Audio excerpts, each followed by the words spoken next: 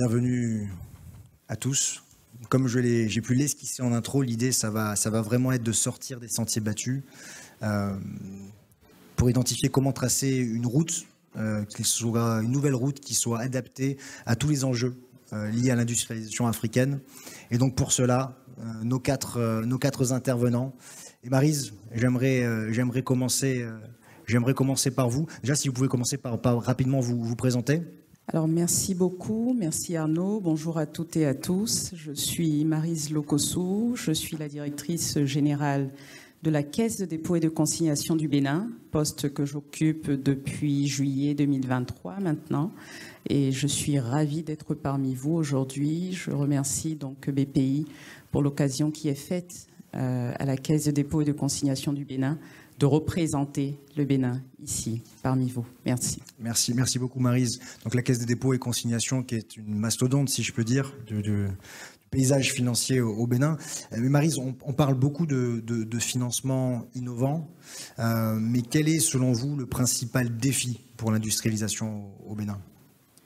Merci Arnaud pour la question. Alors et tu avais commencé à esquisser quelques mots sur la Caisse de dépôt. Je voudrais rappeler que la Caisse de dépôt et de consignation du Bénin est une institution qui a été créée en 2020, qui est opérationnelle depuis 2020, née de la volonté du président Patrice Talon de collecter des ressources locales qui permettront de financer l'investissement au Bénin.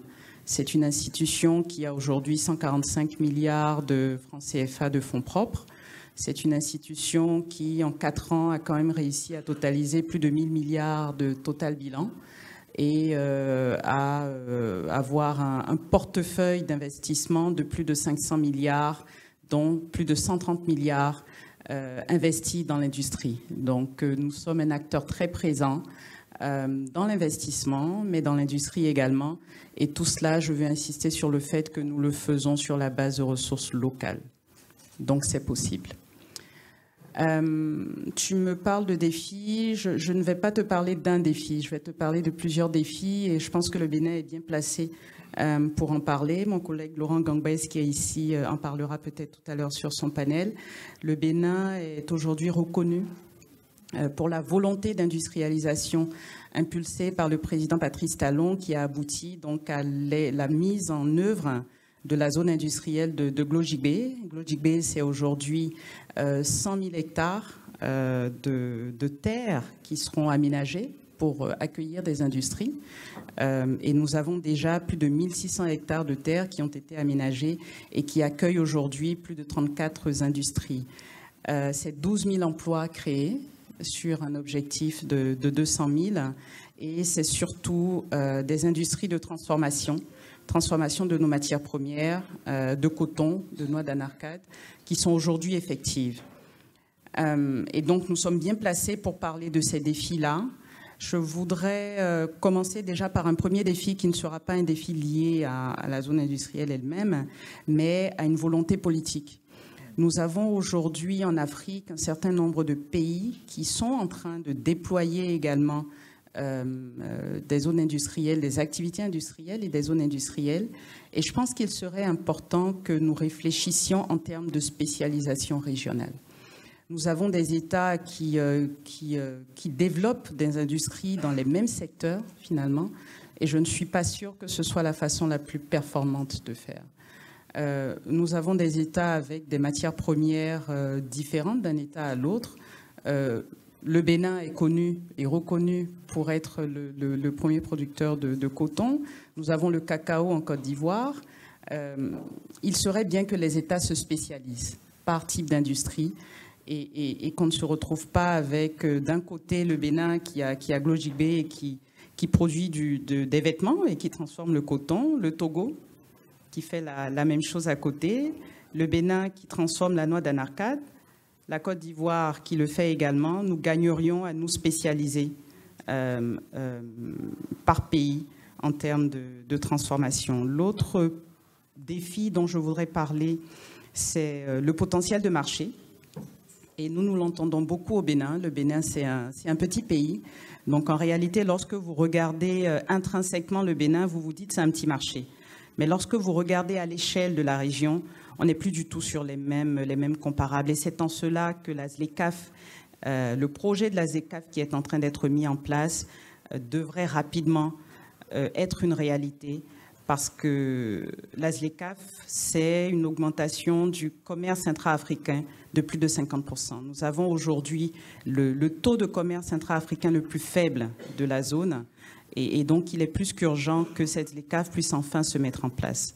Pour en revenir aux défis que nous avons expérimentés à travers la mise en œuvre de la zone industrielle de Glogik Bay, je vais vous parler de la disponibilité de la matière première.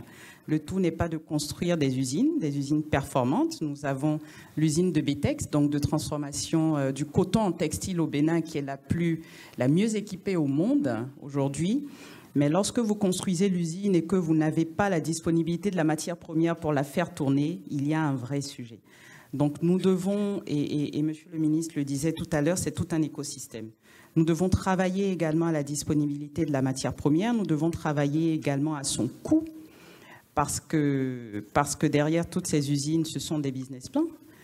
Et lorsque vous avez des fluctuations beaucoup trop importantes en termes d'approvisionnement, de prix d'approvisionnement en matière première, eh bien vous avez un BP en fait qui ne fonctionne pas. L'autre défi important que nous avons, c'est les hommes et les femmes. Et au Bénin, nous le rencontrons également. Nous exploitons, nous opérons cette zone industrielle avec le partenaire Rise. Mais je pense que Rise n'a pas vocation à rester indéfiniment au Bénin. Il faut que nous puissions former nos jeunes qui soient en mesure de pouvoir reprendre, de pouvoir opérer les zones industrielles. Donc ce sont de nouveaux métiers qui se créent. Donc il faut qu'on puisse créer des curricula qui permettent de former ces jeunes-là. Et je le disais au ministre tout à l'heure, et je vous le disais, c'est 12 000 emplois aujourd'hui créés au niveau de la zone industrielle. C'est 12 000 jeunes qui ne sont pas au chômage, qui ont un emploi, qui ont de l'activité, qui ont du revenu, qui payent des cotisations qui sont ensuite récupérées par la Caisse de dépôt, parce que ce que j'ai oublié de dire tout à l'heure, c'est que la Caisse de dépôt aujourd'hui, c'est une capacité de mobilisation de ressources longues, de ressources locales longues pour des investissements longs. Donc c'est finalement un cercle vertueux que nous sommes en train de créer. Ce que je voulais également ajouter, pour en revenir justement au financement long, et je le disais aussi au ministre, c'est que lorsque vous mettez en place ce type d'industrie, il faut être dans une vision long terme. Ce ne sont pas des investissements sur lesquels vous allez pouvoir avoir des retours rapides.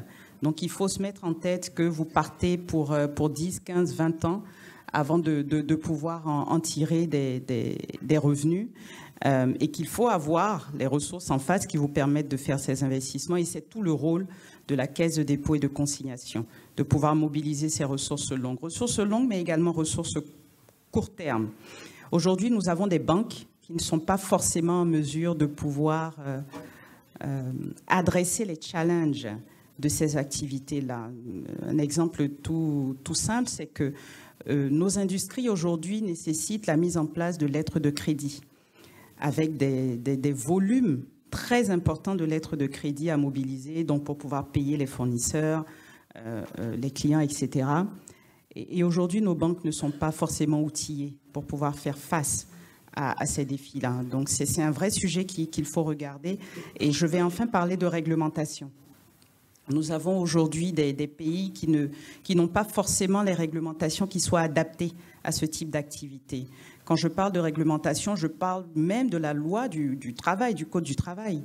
Ces usines-là, en général, fonctionnent avec des horaires, et je pense que Laurent ne me contredira pas, qui ne sont pas forcément des horaires compatibles avec ce que nous avons mis en place, ce que nous avons voté dans nos textes et dans nos lois. Donc il faut une loi dédiée à ce type d'activité.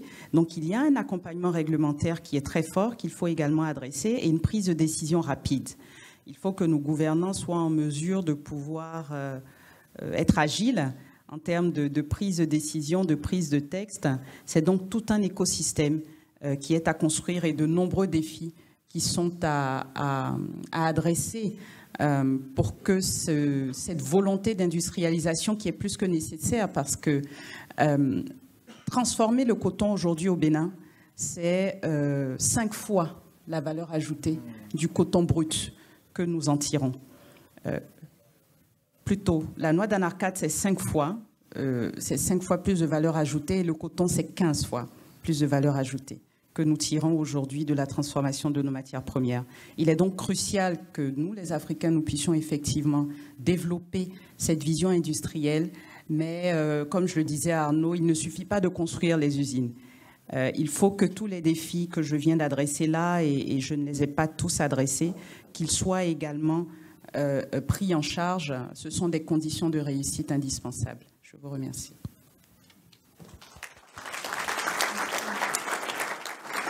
Merci beaucoup, chère Maryse. Donc, parmi tous ces défis, moi, je retiens 2 messages forts. Le premier, c'est la spécialisation, à la fois au Bénin et à l'échelle régionale. Et le deuxième, c'est la nécessité de placer la priorité sur la formation, donc sur les hommes et les femmes qui constituent cette dynamique. Et ça, on l'oublie trop souvent, hein. Tout ça part de la volonté, part de l'engagement d'hommes et de femmes, et qu'il faut former, accompagner et en bout de ligne, évidemment financer. Je voudrais poursuivre avec Monsieur le ministre de l'Industrie et du Commerce de la République du Sénégal, Docteur Serigne Gueye Diop. Docteur, vous êtes un peu le chirurgien de l'industrialisation sénégalaise, mais de votre expérience et de votre vision, quels sont les secteurs les plus importants pour industrialiser au Sénégal, et pourquoi? Merci beaucoup. J'ai l'impression que mon micro ne marche pas. Je voulais d'abord remercier BPI, France et tout le gouvernement français, Arnaud, d'être l'artisan même de cette grande conférence.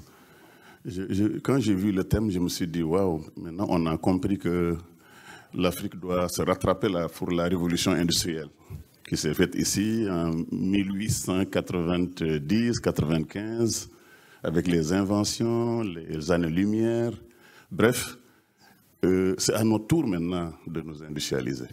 Mais on a pris quand même du retard. Mais comme on dit, mieux vaut tard que jamais. Moi, je m'appelle Serigne Gueye Diop, je suis ingénieur industriel, ingénieur agronome, et je suis très ravi de revenir ici dans ma ville d'étudiant, à Paris, et vous féliciter, vous remercier. Remercier aussi tous nos amis africains. Moi, j'ai 2 grands défis. Le premier, d'abord, c'est le défi politique. C'est-à-dire, il faut qu'on sache qu'il est temps qu'on pense industrialisation. Ça, c'est des choix politiques. Dans le cas du Sénégal, c'est devenu notre principale option. C'est-à-dire que nous venons de créer un ministère de l'Industrie, du Commerce et des PME que je dirige.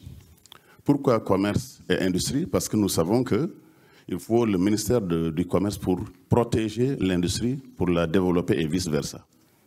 Donc l'option de notre gouvernement, c'est l'industrialisation. C'est-à-dire, il faudrait, comme vous l'avez dit, se dire, on a exporté des matières premières, café, cacao, anacarde, arachide, je peux citer une vingtaine de matières premières depuis 60 ans, 65 ans, ou même avant.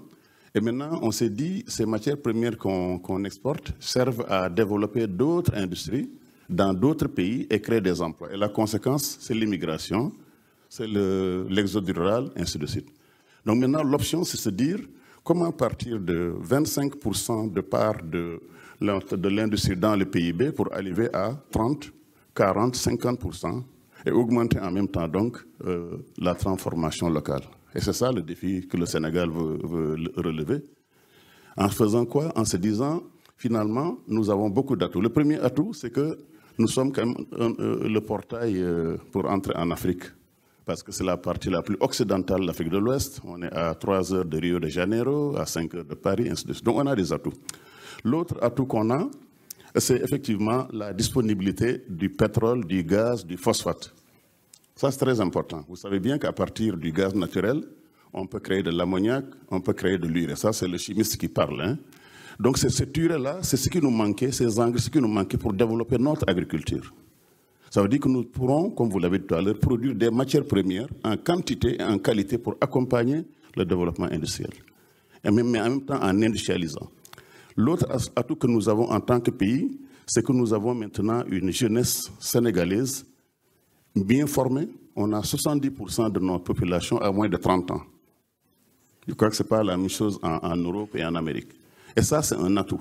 Comment on exploite cet atout? Ça veut dire qu'aujourd'hui, nous sommes capables de former avec bien sûr l'aide de la France, l'aide de nos amis européens, des milliers, voire des millions de jeunes qui pourraient être dans l'industrie, dans l'agriculture, l'agrobusiness, dans l'extraction, dans les industries informatiques, dans tout ce qui touche à la transformation.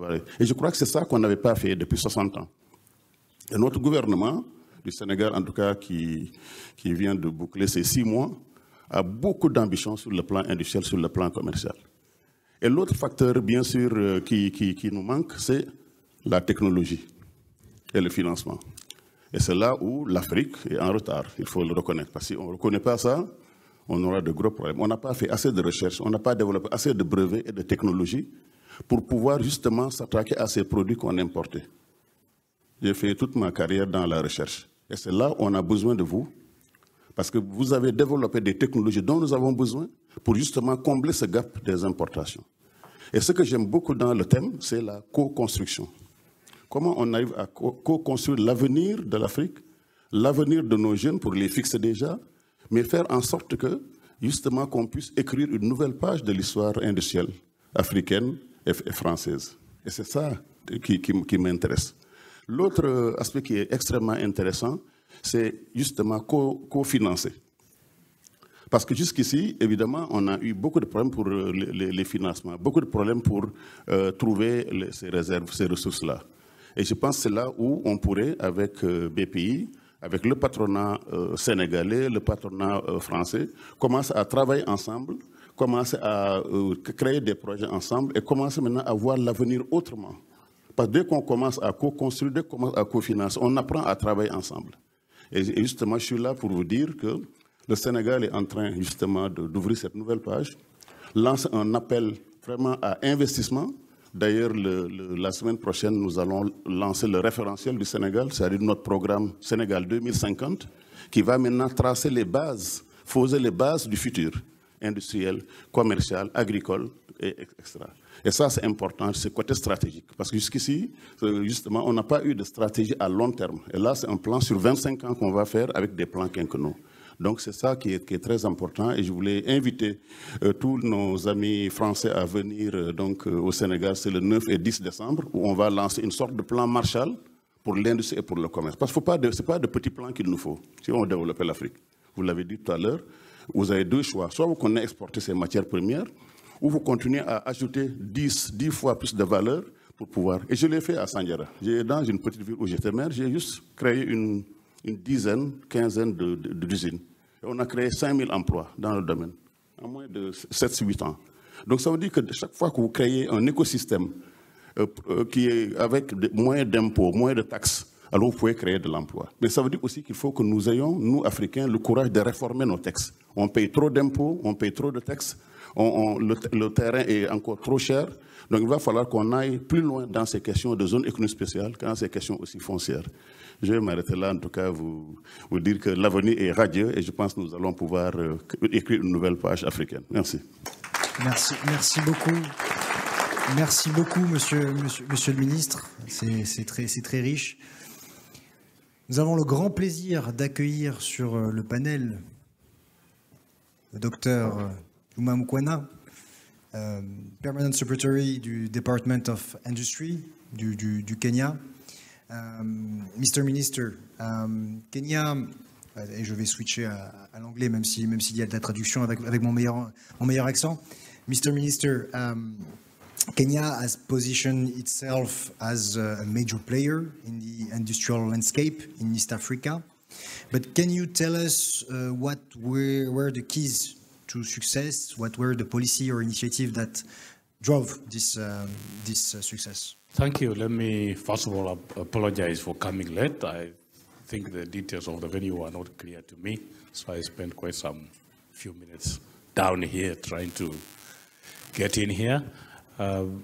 Thank you for inviting us to this important function. My name is Juma Mukhwana, the Principal Secretary for Industry from Kenya. As you know, Kenya is a leading economy within the East African community, one of the most industrialized. Physically, we have a very good location, both on the Indian Ocean and within the region. So a few things that we've done. One is We have very good export, and so we have special economic zones and export promotion zones that have been running over the last 15, 20 years. These are incentivized industrial zones where if you are manufacturing there, you enjoy 10 years of tax-free corporate tax. Also, your raw materials, your manufacturing equipment come in duty-free, and you can manufacture there mostly for export, but you're also allowed to sell some of your products within Kenya. The other issue that we have done is opening up market access. Kenya is part of the East African community. We are 8 countries in that community. If you manufacture in Kenya, you basically have access to sell your products to the other 7 countries. We don't consider it to be an export. So basically, what we are saying is Kenya is a 55 million population, but within the region, we are talking over almost 400 million. And so you are able to access that. We have also worked quite aggressively. You know that Kenya just concluded the Kenya EU, European Union Economic Partnership Agreement, where we have this agreement that you can manufacture in Kenya and sell back into the 27 EU countries duty-free, quota-free, nearly 15,000 products. We have also concluded a Kenya-UK Economic Partnership Agreement, again allowing you to manufacture products within Kenya for sale within the UK. We are at a very tail end of concluding the Kenya-US Strategic Investment and Partnership Agreement that would again allow you to do a lot of work within Kenya for you to sell products within the US, duty-free, quota-free. And we are part of the bigger African Continental Free Trade Area. So part of it is we are positioning Kenya as your launching pad into Africa. So you can manufacture your products and sell pretty much across the continent. So in terms of market access, I would say that we've really opened up that space. What is lacking now is the opportunity, the manufacturing capacity for us to produce the products that we need to sell within that space. So we have special economic zones and industrial spaces right on the ocean in Mombasa. So you can manufacture right in Mombasa and Dongo Kundu. Also around Nairobi, we have our export promotion zone. In Naivasha, we have nearly 20,000 acres of land. Also a special economic zone where you can get either ready-made industrial spaces or you can construct your own. And it's also connected. The Naivasha special economic zone is connected back to the ocean through a standard gauge rail. So you're able to bring in your raw materials and also your finished products for export out of Mombasa. Mombasa is the biggest port in East Africa, handling nearly 80% of all the imports into Eastern Africa. So you really have an opportunity there. Mine is to say that Kenya is ready for your investments. Thank you. Merci beaucoup, Monsieur le Ministre. Très clair, avec un message très clair également en conclusion. Je vais poursuivre en anglais avec Monsieur James Mwangi, qui est une célébrité dans le monde de la finance en Afrique. Equity, qui est la plus grosse banque dans 7 marchés africains, Afrique de l'Est, Afrique centrale. James, I've just introduced you as a celebrity in the finance world with a strategy to conquer all African markets. Do you agree? This is not what I've said in French. Equity is a major player, right, in financing, industrialization financing. But in your view, what is missing at the Pan-African scale to foster more industrial financing? Thank you very much. And once again, like my colleagues, express my gratitude for being here. The subject of industrialization of Africa is pertinent. It's a topical issue and that's why I came. Before I say what is missing, let me say what is present, because I think that's the most important aspect. I think the first one is the future. If you don't position yourself in Africa, you'll be missing the future. The past is what it was. The future is what we'll create. By 2050, Africa will be home to 26% of the world population. For me, I see labor. For me, I see the consumer. Will that consumer be part of your market? That is the central question of the future. But that consumer is not an ordinary consumer. Africa will have 33% of the world labor force. So it's the consumer who is earning by providing labor. And enabled by technology, that labor will be serving the world from Africa. So it will be an empowered consumer. The second aspect is the issue of strategic resources. May it be our blood to produce, to fill the gap in food security. Africa is very well positioned. So if we want to partner with the world to solve the problem of food security, the place to do it is in Africa, because Africa has 65% of unutilized Arab blood. The third one is the issue of energy. If you truly want to participate in the transition to renewable clean energy and save the environment, the only continent that can really put what it takes for that transition to happen is Africa.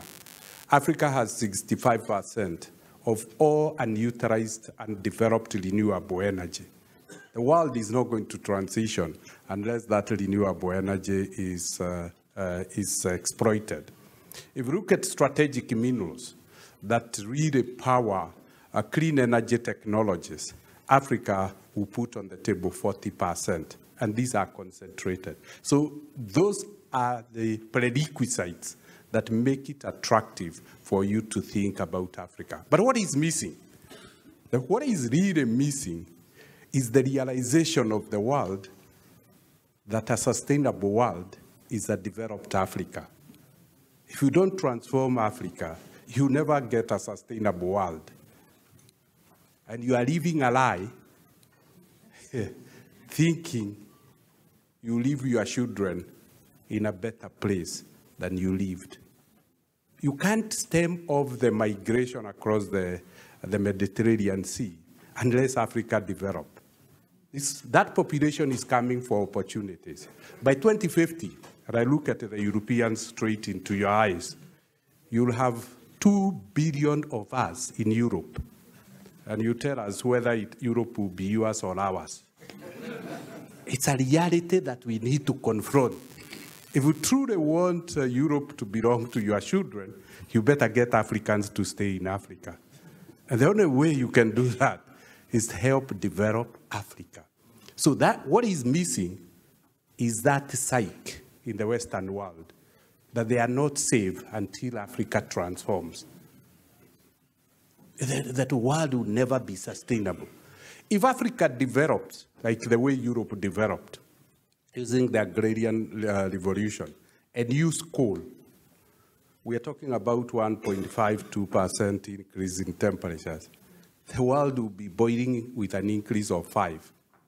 Because Africa is 20% of the world landmass. If that landmass really starts generating and emitting carbon, then you can imagine what will happen. Africa is 54 countries. The European Union is 27. I think that picture needs to sink to our global partners. And that to me is what is really missing. A common understanding that we have a common future.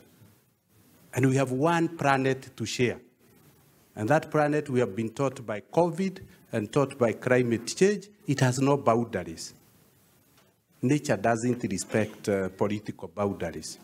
So if it doesn't, let's then make the world stable by helping Africa transform through industrialization and create opportunities so that Africa can play its significant role. What else is missing? is capital. But capital is not missing worldwide. It's missing in Africa. So the question is, can we create market? So what is missing is a mechanism in the market that allocates resources fairly, not on country level, but on opportunity level. Africa has the resources, but doesn't get the capital it requires. What else is missing? Is a governance structure that allows fairness and justice, that are not defined by the country I was born, but my values and capability. It doesn't matter how gifted you are if you are born in Africa. Your fate is determined because you were born in Africa. It doesn't matter how good your value system is. What is missing is a governance system that is fair and just for the world. So essentially, when you put those things, trade, fair governance structure, and then capital flow, then awareness that we have only one continent to share. We have only one future and one home called the planet. We can have our perceptions, we can have our views, so it's a change that is missing. And that change is at the people level. It's at an attitude level, but if we change, then Africa will industrialize very, very quickly. Because 33% labor force, if it's productive, will lower the cost of production for everybody. And we can all afford goods. And broadly, will be an integrated world. And all of us will have a common purpose. Thank you very much. Thank you very much, James, for this powerful message. On va continuer la discussion un peu plus au nord, parce qu'on a la chance de pouvoir compter sur la participation de Monsieur Mehdi Tazi, qui est vice-président de la Confédération Générale des Entreprises du Maroc. Je dis un peu plus au nord, mais Mehdi, pour qui l'Afrique subsaharienne n'a quasiment plus de secret. Mehdi, le Maroc est souvent cité en exemple dans sa politique industrielle, dans son succès industriel. Et quelles sont justement les clés? Quelle est la recette de ce succès? Merci beaucoup Arnaud. Bonjour à tous. Ravi de partager ce panel et d'avoir une audience d'une telle qualité. Peut-être faire un rapide retour en arrière sur où nous en étions il y a 20 ans, ou 25 ans, au début du règne de Sa Majesté le Roi, et où nous en sommes aujourd'hui. Il y a 20 ans, on avait une industrie locale raisonnablement développée et très peu d'industrie internationale et un niveau d'industrialisation qui était au fond relativement faible au Maroc. Et ce qu'il s'est passé en 20 ans, c'est qu'on a eu une forme de planification stratégique sur ce qu'il nous fallait pour arriver à cette industrialisation, et donc une vision qui était très forte. Et ce que nous avons construit, c'est d'abord l'infrastructure nécessaire pour pouvoir accueillir une industrie. Sans infra, pas d'industrie possible. Il y a quelques projets phares que beaucoup de gens connaissent, par exemple le port de Tangemed, qui est à 14 km de l'Europe, mais qui est devenu le 6e port conteneur du monde, dans les 20 premiers ports conteneurs du monde, mais le 6e en termes de connectivité. Donc c'est un actif très important que nous avons, mais nous avons continué aussi à développer d'autres ports. Aujourd'hui, juste à côté, il y a le port de Nador qui va rentrer en production cette année. C'est un investissement d'à peu près $1 milliard. Le port de Dakhla, plus proche du Sénégal, qui est un investissement, là encore, d'$1 milliard et qui entre en productivité en 2028. Et au-delà des ports, 18 aéroports internationaux, partant de à peu près zéro il y a 20 ans, 1800 km d'autoroute aujourd'hui, et donc des infrastructures qui aujourd'hui permettent d'être une base pour une industrialisation. Nous avons également construit sur le modèle du Bénin par exemple des zones industrielles franches, donc avec des avantages pour les opérateurs qui s'y installent. Nous en avons une dizaine. Les principales sont celles de Tanger, de Casablanca, de Kenitra, pas loin de Rabat, une à Agadir qui démarre, une à Oujda plus à l'est. Et donc ces zones accueillent des opérateurs industriels dans les secteurs phares qui ont été définis. Sur les aspects soft, une politique de formation des ressources humaines qui a été développée, donc qui commence par une taxe prélevée de 1,5% sur les salaires, mais qui derrière sont convertis en investissements, soit portés par un organisme en formation, soit portés par un organisme public qui s'appelle l'OFPPT, soit pour certains secteurs sous-traités au privé. Donc nous avons dans les secteurs phares, par exemple l'aéronautique et l'automobile, des instituts de formation qui sortent de façon, j'aime pas le mot, mais industrielle, les ressources nécessaires pour travailler dans ces secteurs-là. Aujourd'hui, on a dans l'automobile, on sort à peu près 700 000 véhicules par an.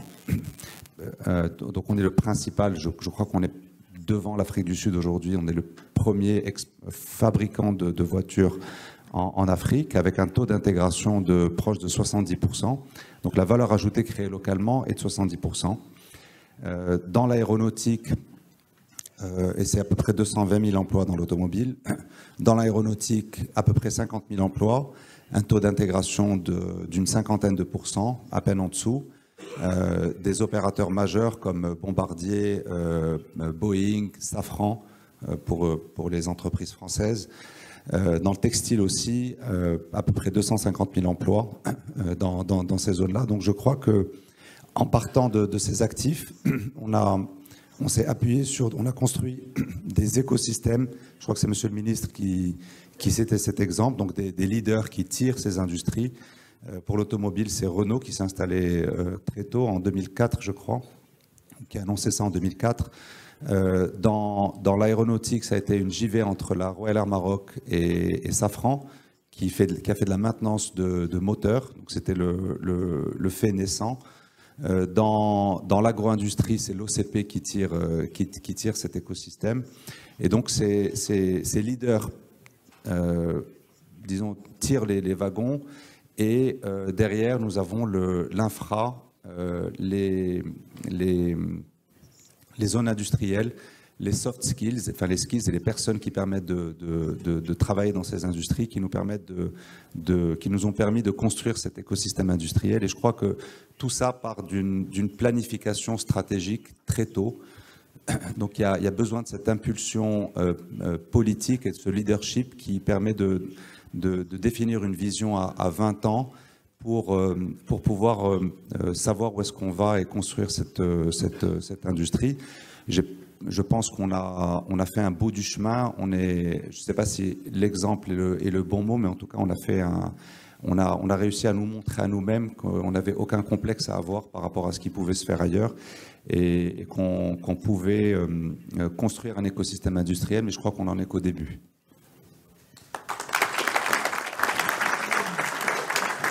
Donc, 2 mots, impulsion politique et leadership. J'aimerais maintenant poursuivre avec une deuxième série de questions. Alors malheureusement, l'horloge tourne, donc je vais vous poser une question. Si vous pouvez répondre de la manière la plus directe possible et commencer de nouveau par Maryse. Maryse, si vous aviez une baguette magique et que vous deviez donner un coup de baguette magique pour débloquer l'investissement privé local au Bénin, qu'est-ce que ça serait?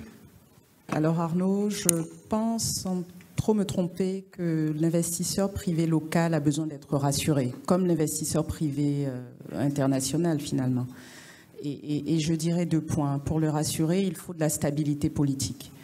Un investisseur, qu'il soit local ou autre, n'investira pas ses ressources s'il n'est pas dans un environnement, un écosystème qui soit stable.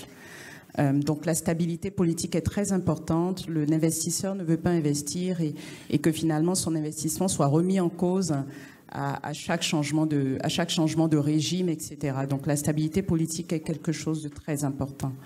Et le deuxième point, c'est l'investisseur a également besoin d'être rassuré, toujours d'ailleurs, par la force publique. Donc créer typiquement, et nous sommes en train d'y réfléchir au Bénin, un fonds d'investissement qui soit opéré par des structures, des institutions telles que la Caisse de dépôt et de consignation du Bénin, qui rassure ces investisseurs-là,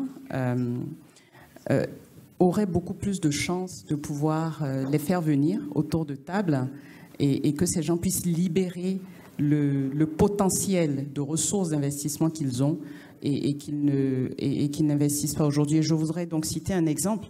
Nous sommes en partenariat et nous développons de plus en plus des partenariats sud-sud, notamment avec le Maroc. Nous avons créé une société qui s'appelle Bénin Manutention au Bénin, qui est une société de logistique, donc en parlant de développement d'infrastructures portuaires. Et nous venons de signer un contrat de partenariat avec Marsa Maroc, qui opère, je pense, le port de Tanger. Et cette société, Bénin Manutention, a été créée avec un actionnariat fort de la Caisse de dépôt et consignation du Bénin. Et nous avons réussi à faire venir des entrepreneurs locaux qui ont pris des participations dans cette société. Donc ça veut dire que c'est possible, mais qu'il faut les rassurer, il faut un environnement politique stable, il faut une vision, comme il l'a dit tout à l'heure, et puis avoir un vrai projet. Et ils viennent. Ils ont du financement, ils ont des capitaux, et on a réussi à boucler le tour de table très rapidement, et la société a commencé à opérer là, courant octobre. Très intéressant. L'occasion également de rappeler que nous avons signé hier un partenariat entre la Caisse de conciliation et dépôt béninoise et BPI France pour nous permettre notamment de cofinancer et de co-construire davantage d'opérations ensemble. Et ça, c'est du financement de contrats, c'est du financement de projets pour un maximum d'impact. Donc on est absolument ravis. Messieurs les ministres, et monsieur le ministre Serine Gueye Diop, si vous aviez une punchline pour inciter un maximum d'investisseurs à investir dans le développement industriel du Sénégal, quelle serait-elle? Oui, je pense que le Sénégal, d'abord, c'est le cadre politique, cette rupture au niveau politique, cette nouvelle gouvernance jeune, ouverte sur le monde, ambitieuse, décomplexée. Je crois que c'est ça notre atout. C'est aussi le pétrole et le gaz, l'urée, le phosphate. On a des ressources naturelles, je pense, importantes aujourd'hui. Mais c'est aussi les réformes, l'attractivité. Comme on l'a vu, si on n'a pas le cadre réglementaire et législatif adéquat, le DG de l'APEX va certainement en parler, nous sommes un pays qui réforme, qui n'a pas peur de se regarder en plus que ça ne va pas, on va le changer. Donc, je dirais qu'un pays qui est jeune comme ça, et qui a tous ses atouts, en fait, c'est là où il faut certainement aller, d'autant plus que, en fait, c'est une porte d'entrée. On n'a pas assez parlé de la ZLECAf, cette zone de libre-échange. C'est-à-dire qu'à partir de ces portes d'entrée, ces gateways, comme on dit en Afrique, là, je le disais avec James Mwangi, que j'invite d'ailleurs à Dakar le 9 et le 10 décembre, en réalité, vous avez accès à 1,2 milliard de consommateurs. Il l'a dit tout à l'heure. Et ça, c'est très, très important. Et justement, cette réforme que nous allons faire à travers l'Union africaine pour faire de l'Afrique une seule zone de libre-échange comme l'Union européenne, ce n'est pas 400 millions d'habitants, ce n'est pas 300 millions d'habitants, c'est 1,2 milliard d'habitants. Mais ça va être à l'échelle 2030-2035 sera 1,300 millions d'habitants, ainsi de suite. Donc ça, à mon avis, l'appel que je lance à nos amis français, à nos amis de l'Union européenne, c'est que c'est là où il faut être demain. Ce n'est pas une population qui vieillit, c'est une population qui est jeune et qui va continuer à être beaucoup plus nombreuse, qui va être de plus en plus compétente et qui est obligée de changer donc sa gouvernance. Et c'est l'appel vraiment que je voudrais vous lancer, tout en vous invitant encore aux États généraux de l'industrie et du commerce au mois de décembre, 9 et 10 décembre, pour là poser les véritables bases du financement même de l'Afrique, du financement de ces zones industrielles et commerciales. Merci beaucoup. Merci, Monsieur le Ministre. Le message est passé. Minister Mukwana, same question. If you have one punchline to convince as much investors as possible, French, European, whatever, to invest in industrial development in Kenya, what would it be? Yes, thank you. And I think in the area of technology, and how this interacts with industry, as you know, Kenya has developed a very high level of ICT skills. We are leading hub in Africa. We are setting up what we are calling the Silicon Savannah in Concert City. Already we are working with a lot of companies across the globe. This is the place where M-Pesa was invented, the mobile money application that has been rapidly adopted by others. So I see a lot of space in the tech space, young people that are willing to make a difference with their skills and their knowledge. And currently we are working with others, Google, Microsoft, to put up the biggest data center in Africa that is drawing energy from geothermal energy, so sustainable energy.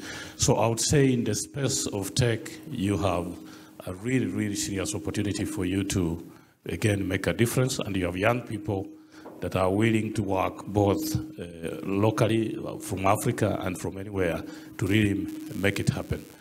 The second issue, the AFTA that we have talked about, intra-Africa trade today stands at about 17%. The potential is huge. What Kenya is doing now is working with a number of other players to infrastructure. There's no way intra-Africa trade is going to work without infrastructure. We have an SGR that we have built from Nairobi to Naivasha. The ultimate aim is to take this to Kinshasa, and this will cut the continent into two. Logistically speaking, it may look like a small project, but I think that if you cut Africa into two, connect the Indian Ocean with the Pacific, with the Atlantic, in terms of logistics and intra-Africa trade, this has a big, big impact. So what I would say is the area of technology and anything else that you may want, of course, the traditional products that we are always doing, coffee, tea, avocado. 10 years ago, Kenya was not even a player in the avocado industry. Today, we are the leading producer of avocado in Africa. And that tells you about the innovativeness, the creativity that we have, that we can tap into. So mine is to say the opportunities are there. Be on the lookout. We are here to support you. Next month, I think 15th of November, we are hosting the Share and Connect. So we have a big event in Kenya for French companies.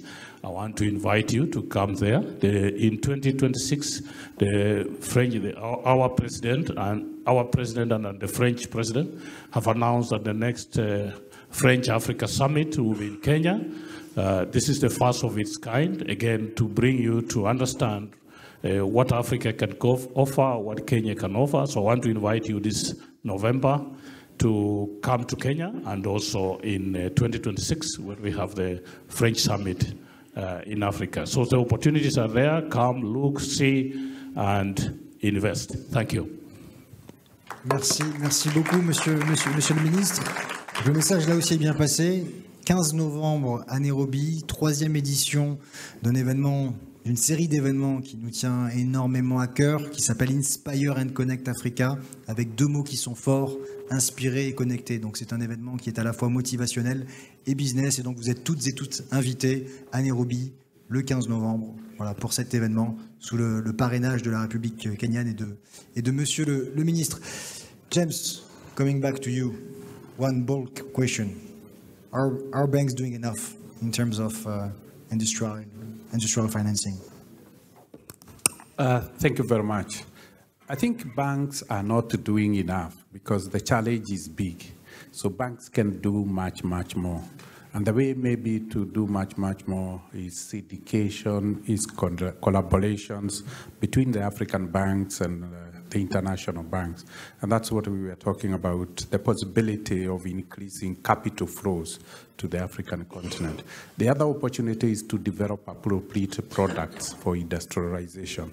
So because we have not been in that space, the products are not fully developed. So there's an opportunity for us to develop. And that explains why, for instance, for us at Equity Group, we're forming partnership with the BPI, Propaco, AFD, so that we can lead a tap into the knowledge, the products, the capabilities, so that we can enhance the provisions of finance in the African continent. It's about partnership and syndication as well. L'occasion également de mentionner que nous avons plusieurs partenariats bancaires avec des partenaires bancaires de premier plan à l'échelle panafricaine. Je sais que le groupe Attijari Wafa est représenté dans la salle. Et également, nous travaillons avec Equity pour un partenariat qui nous permettra de cofinancer davantage de projets, parce que c'est quelque chose que nous pouvons faire, prêter pour pouvoir financer davantage de projets à l'échelle des pays. Et je me tourne maintenant vers M. Tazi pour la dernière question de ce panel. Le secteur privé marocain est un exemple, et souvent c'est un exemple, mais comment peut-on s'inspirer justement de ce succès? Non, je crois peut-être un dernier point sur ça, c'est que dans les types d'industrialisation dans lesquels on peut aller, il y en a un, à mon avis, auquel il faut faire attention, c'est quand les gens viennent chez vous pour de mauvaises raisons, pour des raisons court terme. Et mon point, c'est quand on vient que pour des questions de prix court terme, il y aura toujours quelqu'un qui viendra 5 ans après et qui vous surpassera parce qu'il sera un peu moins cher, ou parce qu'il aura une énergie un peu moins chère, ou parce qu'il aura baissé un peu plus ses taxes que vous. Mais après, c'est trop tard.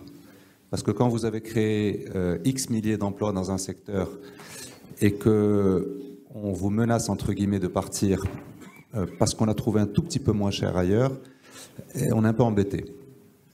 Et donc, ce que je veux dire par là, c'est que l'innovation et les niveaux d'intégration sont importants. Et donc, il faut qu'on construise quelque chose et qu'on construise un avantage compétitif sur du raisonnablement long terme, soit par de l'innovation, soit par de l'intégration. Et on revient à la notion d'écosystème qui, quand elles sont intégrées, ça devient un peu plus difficile de partir quand la chaîne est intégrée. Quand vous avez 20 opérateurs qui vous fournissent, je sais pas, dans un secteur comme l'automobile, les portes, les rétroviseurs, une partie des moteurs, la maintenance, etc., ben c'est plus compliqué de partir parce que vous avez une chaîne qui est complètement intégrée. Et ce que ça me fait dire, c'est que l'industrie aujourd'hui va avec la deep tech et avec l'intelligence artificielle, et donc on ne peut pas l'imaginer sans. Et les niveaux d'innovation, on doit intégrer ces innovations chez nous pour que, enfin dans tous nos pays amis et frères qui veulent se développer, parce que sinon, ça sera un court terme, mais au bout d'un moment, quelqu'un viendra, on vous dira « Je suis vraiment désolé, mais je vais partir parce que j'ai 5% de moins ailleurs. Merci pour les services rendus sur les 5 dernières années. » Et là, ça devient un désastre pour nos pays. Merci beaucoup, Mehdi. C'est très pragmatique, c'est très clair. On va conclure. On aurait beaucoup aimé prendre une première série de questions, mais vu que nous avons 5 tables rondes, nous allons le faire au fil de l'eau sur chacun des panels. Si on peut bien retenir, alors je ne me relancerai pas dans un résumé exhaustif, ça serait impossible, mais si on doit retenir un élément, c'est que l'industrialisation sur le continent, ce n'est pas une histoire de chacun pour soi, même au sein des pays, mais c'est véritablement une affaire collective aussi qui doit aborder davantage les partenaires techniques et financiers à l'échelle internationale. Et donc nous, c'est la raison pour laquelle, au niveau de BPI France, je vous parlais du mot co-industrialisation, mais co-industrialisation en une phrase, c'est quoi? C'est contribuer, nous, à mobiliser un maximum de savoir-faire et de capitaux français pour justement répondre aux opportunités, aux besoins d'industrialisation. Et donc, c'est un véritable partenariat gagnant-gagnant. Hein. Et donc ça, c'est le grand combat. Et donc, sur cette conclusion, je vous propose de passer au prochain panel qui va être spécifiquement dédié à l'Afrique de l'Ouest. Mais juste avant, je vous propose d'applaudir